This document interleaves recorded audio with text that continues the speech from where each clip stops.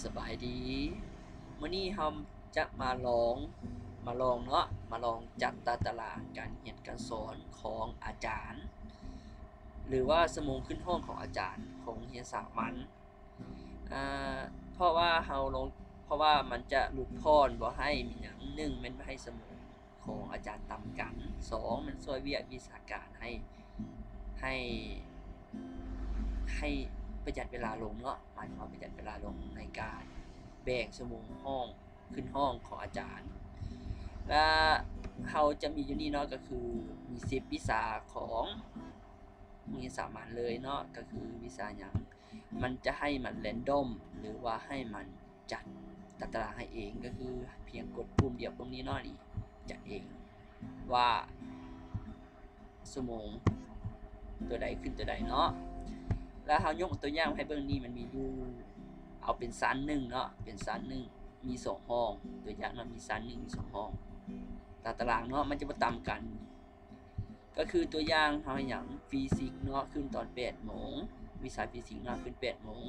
9 โมง 50แล้วชั่วโมงแล้วมาสอนวันที่2แม่นหยังตอน 10 โมง 10 โมง 10เนาะ12 โมงเรียนรอบอีกก็ได้คันบ่ถึกคันว่าเฮาบ่มักเนาะว่าโอ้เบาวิชาฟิสิกส์ขึ้นก่อนคณิตศาสตร์บ่ถึกอีกเอาคอมพิวเตอร์บ่เนาะแรนดอมมันจะบ่มีสมองตามกันเนาะและมันจะแรนดอมเองเฮ็ดหยังแรนดอมเองโดยชั่วโมงของแต่ละวิชาแบบนี้ตัวใดที่มี5วิชาเนาะก็กระจายข้อมูลเขาให้เต็ม5ตัวใดมี2ก็กระจายเขาเต็ม2ตัวใดมี3กระจายเขาเต็ม3แต่ตัวนี้เนาะมันอาจจะบ่ถึก 100% เพราะว่าเราบ่ได้เฮ็ดเวียกเกี่ยวกับการจัดตารางขึ้นชั่วโมงสอนของอาจารย์เนาะโดยกงเฮาเป็นเพียงคิดเนาะคิดอีกแง่หนึ่งว่ามันต้องจัดแบบนี้แต่อาจจะบ่ถูกหรือว่ามีไผที่รู้หรือว่าเฮ็ดเวียกเกี่ยวกับการเวียกวิชาการเนาะของเรียน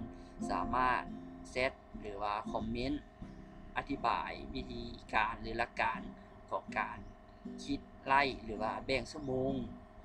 บอกเฮาเพิ่มเติมได้เนาะเพื่อให้เฮามาประยุกต์สูตรตัวนี้แล้วให้มันสมบูรณ์แล้วเขาจะมาแจกสูตรตัวนี้เนาะนี่ตัวนี้จะเป็นตัวอย่างหรือว่าเป็นคลิปทดลอง